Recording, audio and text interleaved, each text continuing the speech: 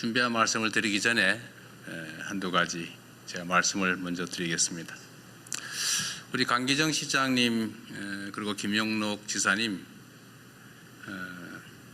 이번 선거는 좀 그렇게 되긴 했는데 정말 고생하셨습니다. 우리 두 분께서 이 전남 광주 통합에 결단을 해주셨습니다. 이거 쉽게 할 수 있는 거 아닙니다. 공직자, 선출직 공직자들이 자신의 당선 확률을 절반으로 줄인다고 하는 결단 쉽지 않습니다. 실제로 행정구역 통합이 잘 안 되는 이유는 사실 정치적 요소가 가장 많죠. 그런데 전남 광주의 새로운 가능성을 위해서 과감하게 통합의 결단을 해주신 대한민국의 지방자치 역사를 새로 써주신 우리 두 분께 박수 한번 드리고 싶습니다.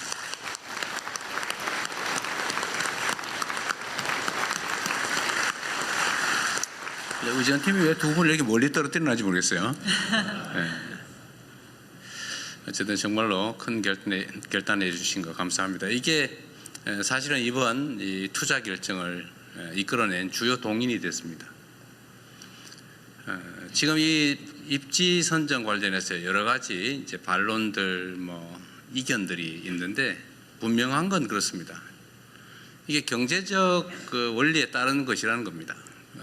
전 세계적으로 인공지능 산업 발전에 따라서 이제 메모리가 절대적으로 부족해지고 사실은 용인이나 또는 평택, 화성 이쪽에 기존에 계획된 공장 부지로 충분할 거라고 지금까지 생각해 왔는데 최근 갑자기 전체적인 예측이 아까 그림에서 본 것처럼 수요가 폭증하는 상황이 됐고 물량이 부족해서 지금 일부 산업에 황폐화가 걱정될 만큼 심각한 공급 부족에 시달린다고 합니다. 이게 단기간이 아니라 아주 길게 이어질 거라고 하는데 결국은 또 추가의 증설이 필요한 상황이 됐습니다.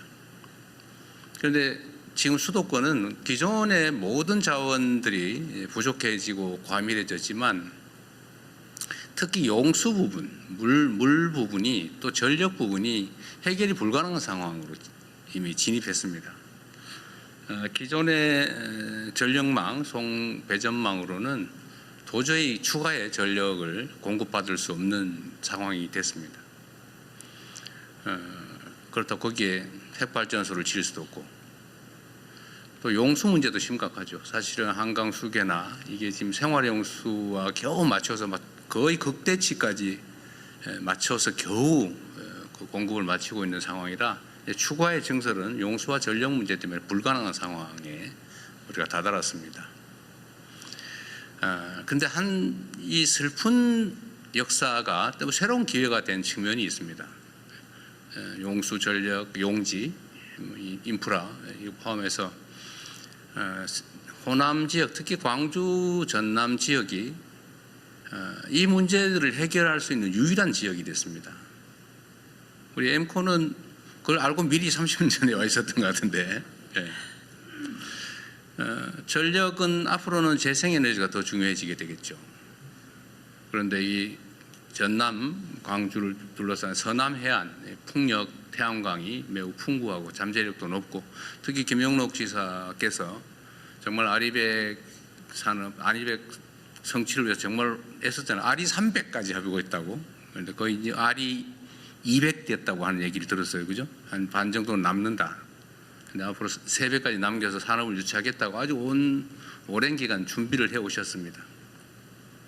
그래서 전력 문제는 여기가 해결할 가능성이 매우 높아졌고 특히 재생에너지 공급 여력이 충분하다라는 게 하나 갖춰졌고 용수 부분은 지금 사실은 사실상 이 호남 지역을 개발해서 배제하면서 농업도시 비슷하게 관리해 오는 바람에 이 수자원 관리가 엉망진창이고 낭비되고 있었습니다. 이걸 조금만 조정하면 어제 수자원공사 사장 말씀도 그렇고 우리 기후환경부, 에너지환경부도 마찬가지 의견을 냈습니다만 지금 당장이라도 63만 5만 톤 정도는 가용하다.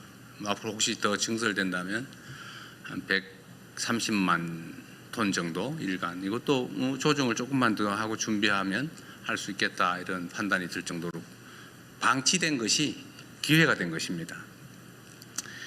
용지도 마찬가지죠. 뭐 다른 데는 복잡해서 서울은 땅 한 평에 뭐 공업 용지로 쓸래도 1,000만 원씩, 500만 원씩 하는데 사실 여기는 장기간 배제돼 있으면서 용지의 가격도 낮고 또 펀펀하잖아요. 딴 데 뭐 토목공사 하려면 아마 SK하이닉스 용인에 토목공사 하느라고 엄청 고생하고 있을 겁니다 지금.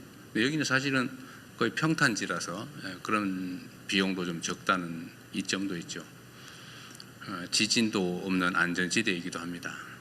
그래서 이 모든 조건들이 지금까지 배제됐던 측면에서는 하나의 새로운 기회로 전환이 된 것이죠. 그리고 정부 입장에서는 매우 중요한 정책 목표가 있습니다. 지금처럼 수도권 일극 체제로 계속 가면 나라가 망한다. 반드시 국토를 효율적으로 제대로 쓸 수 있도록 균형을 맞춰야 된다는 게 저의 생각이고 많은 사람들이 동의하는 바입니다. 이번 국민주권정부의 핵심 과제죠. 국토 균형 발전을 통해서 포용적 지속 성장을 이뤄낸다. 피할 수 없는 핵심 과제입니다. 그래서 이 정부가 하는 역할 중에는 이런 객관적인 조건들을 잘 맞춰서 국토 균형 발전이 가능하도록 하는 것이죠. 그리고 또 한 가지 또 중요한 요소가 있습니다.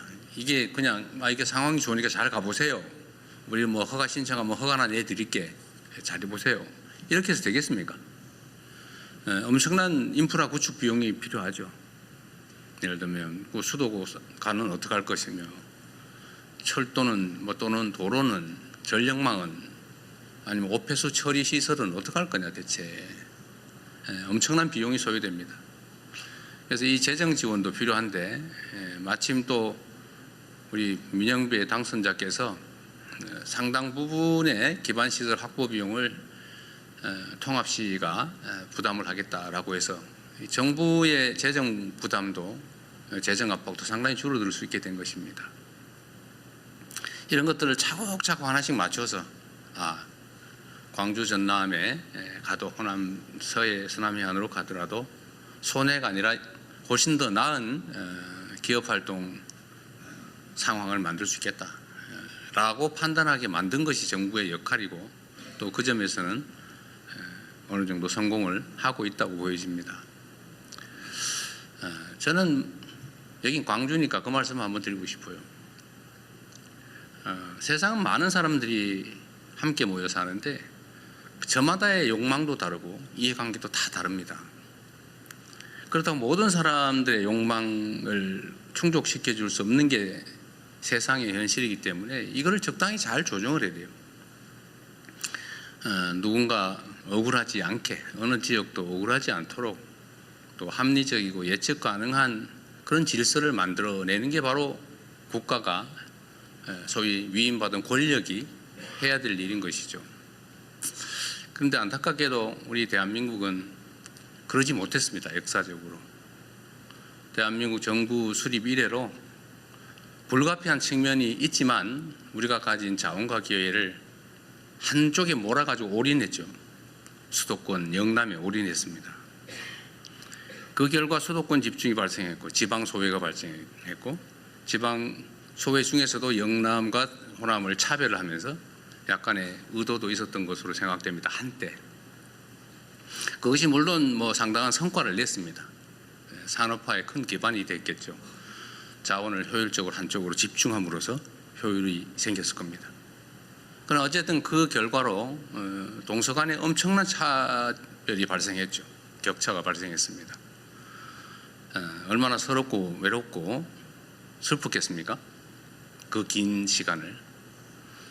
그런데 이 양무 호남 시무 국가라고 어떤 분이 말씀하셨는데 이 민주주의라고 하는 게 지금은 이 경제 성장 발전을 위한 정말로 중요한 장치가 됐어요. 효율적이고 예측 가능한 공정하고 투명한 질서가 아니면 현대 국제 경쟁을 할 수가 없습니다. 그 비효율을 가지고 예측 불가능성을 가지고 어떻게 경쟁하겠어요? 이 민주주의라고 하는 걸 만들고 또 지켜오고 또 지금의 이 세계가 부러워하는 모범적 민주국가로 발돋움하게 된 것은 많은 우리 국민들의 노력의 결과이긴 하지만 그 중에서도 호남의 노력이 매우 컸다 이렇게 생각합니다. 배제되고 서럽고 소외됐지만 그럼에도 불구하고 민주주의를 지켜왔죠. 그 결과가 대한민국이 산업화에 이어서 민주화를 이뤄내고 또 전 세계적인 모범이 되었을 뿐만 아니라 합리적 경제 활동의 토대를 만들어서 우리 기업인들이 예측 가능한 상황에서 합리적인 최선의 결정을 할 수 있게 되었던 것입니다. 저는 이게 우연이 아니라 대한민국의 우리 국민들의 이 위대한 DNA가 우리 기업들이 합리적으로 경쟁하고 최선을 다하고 국가적인 또 국제적인 경쟁력을 갖게 된 하나의 원인이라고 생각합니다. 물론 그 핵심은 우리 당사자들의 노력이겠죠. 그러나 그 토대에는 우리의 민주주의적인 DNA 또 민주주의를 위한 치열한 투쟁의 결과가 있었다 이렇게 생각합니다. 다행스럽게도 이제 그 서름을 조금이나 벗어날 수 있는 기회가 생긴 거예요. 이게 전부를 완전히 균형을 맞출 수는 없겠지만 소외와 배제, 슬픔과 억울함을 조금이라도 만회하고 동서가 또는 수도권과 지방이 균형 성장하는 첫 출발이 될 것 같습니다. 이게 저는 오늘 이 정책 발표를 하면서 제가 느끼는 소회입니다.